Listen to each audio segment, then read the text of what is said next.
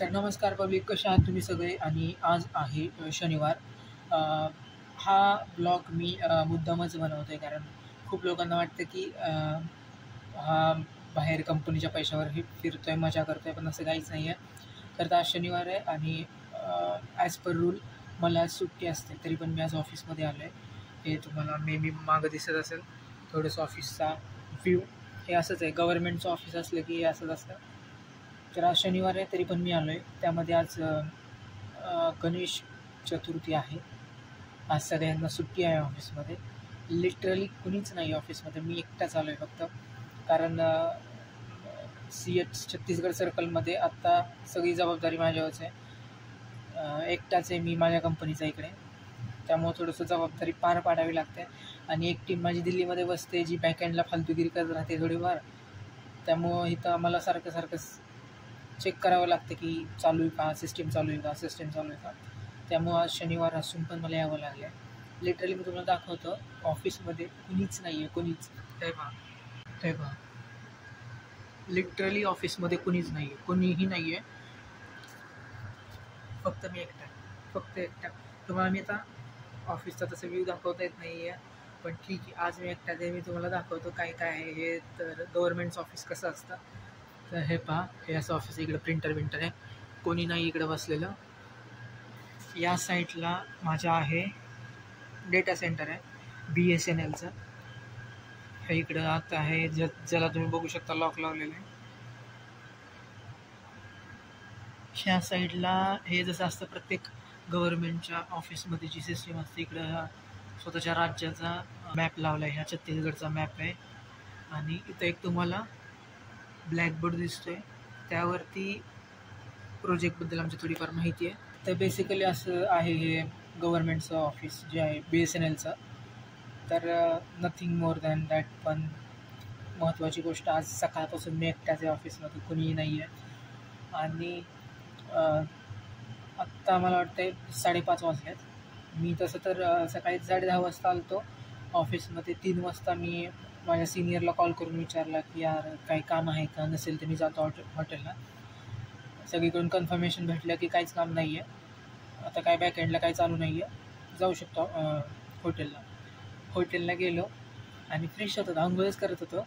तेवढ्यात माझ्या एक सिनियरचा, जो माझी पार्टनर कंपनी आहे, त्या सिनियरचा दिल्लीवरून कॉल आला कि ऋषिकेश जी आप हो या ऑफिस में, हमें कुछ ट्रेस लेने थे, हमें कुछ चेक करना था बैक एंड में, आप हो ऑफिस में, एक इम्पॉर्टंट है थोडंफार, असं म्हणलं तो. त्यामुळे मी लगेचच आंघोळ करत होतो, अक्षरशः साबण लावलेला, तसंच कॉल उचलायला मी बाहेर आलो.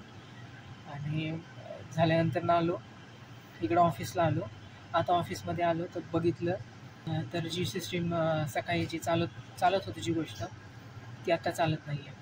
म्हणजे हे बॅकएंडला काहीतरी फालतूगिरी करतात आणि इथं निस्तारायला आम्हाला लागतं. आणि लोकांना वाटतं यार मजा करतो आहे छत्तीसगडला जाऊन कंपनीच्या पैशांवर, हे असं लोड असतो.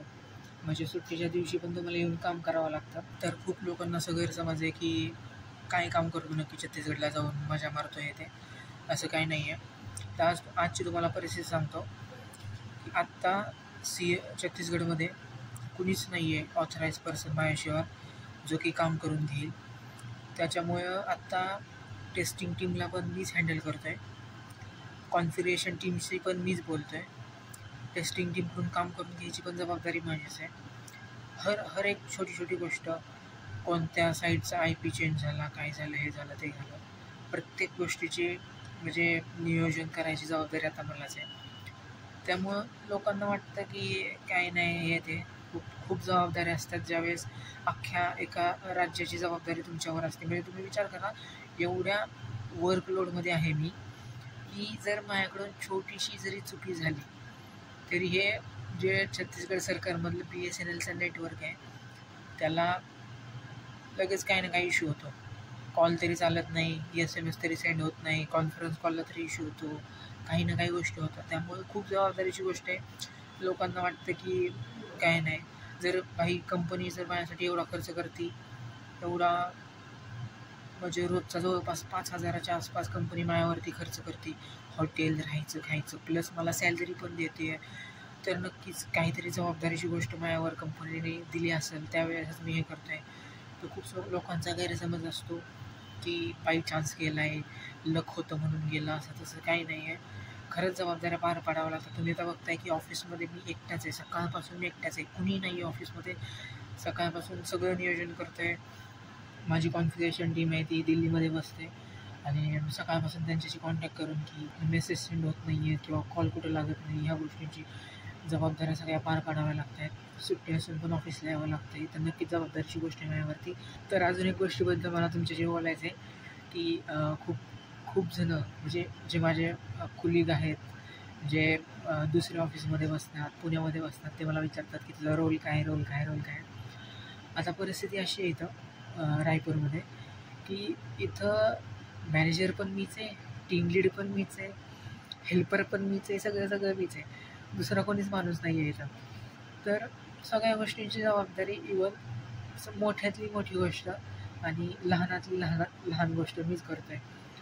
तर तुम्ही म्हणू शकता की आत्ता सध्या छत्तीसगडच्यासाठी अजून एका आठवड्याभरासाठी, कारण एका आठवड्याने माझा सिनियर येतो इकडे, तर एका आठवड्यासाठी मीच इथला मॅनेजर आहे, मीच इथला टीम लीड आहे, मीच इथल्या टेस्टिंग टीमचा मेंबर आहे, मीच इथला कॉन्फिगरेशन टीमचा मेंबर आहे.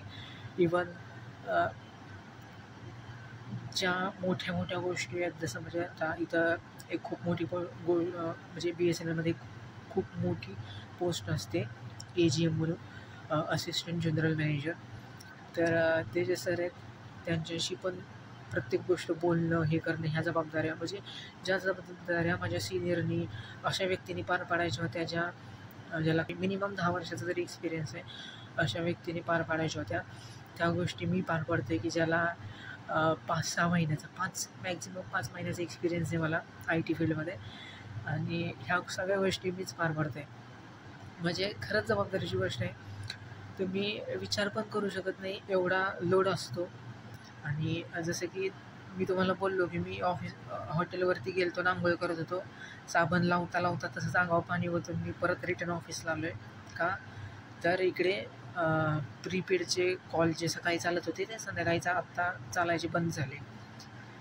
तर एवढ्या छोट्या छोट्या गोष्टींच्या जबाबदारी असतात. हां, हे आपल्याला वाटू शकतं की कॉल चालत नाही, एवढं काही हे नाही आहे, पण हा कॉल न चालणं म्हणजे पूर्ण रायपूरमध्ये आत्ता जो आपल्या साईड चालू आहे, त्या रायपूरच्या साईड चालू आहे, जी की छत्तीसगडची राजधानी आहे, आणि तो एक कॉल न लागणं म्हणजे संपूर्ण रायपूरमध्ये कॉलचा इश्यू येणं. समजतं आज शनिवार आहे, उद्या रविवार आहे, म्हणजे उद्या सगळेजणं सुट्टीवरती असतात, कुणीच ऑफिसला येत नाही.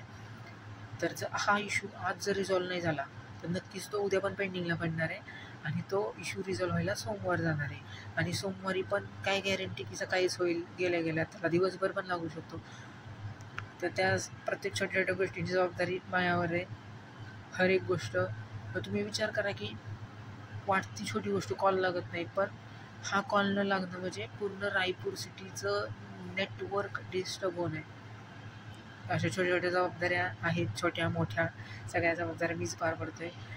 तर आज असंच ऑफिसमध्ये बसलेलो, टाईम आत्ता मला जस्ट काय काम नव्हतं म्हणून मनामध्ये विचार आला की सांगावं सगळ्यांना की नक्की मी रायपूरमध्ये येऊन करतो आहे तरी काय जबाबदाऱ्या आहेत.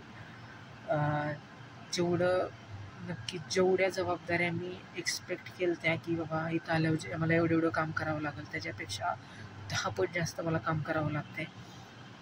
नक्कीच लोड म्हणजे लोडची तर गोष्ट आहेच, पण शिकायला पण खूप साऱ्या गोष्टी भेटत आहेत की एकदम सुरुवातीपासून मी या प्रोजेक्टमध्ये आहे, आणि छोट्या छोट्या गोष्टी कशा हँडल करायच्या, काय बोलणं, कुणाशी बोलावं लागतं, क्लायंटशी कशी बोलायचं, आणि क्लायंट लोकेशनला असल्यामुळं क्लायंटशी कसं बोलायचं, त्या खूप छोट्या छोट्या गोष्टी ज्यांचा नक्कीच मला माझ्या नेक्स्ट जॉबमध्ये किंवा मी ज्यावेळेस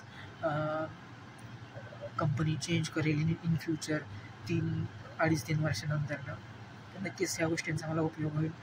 बस चला बाय, एवढंच बोलून थांबतो. आता खूप सारं काम आहे.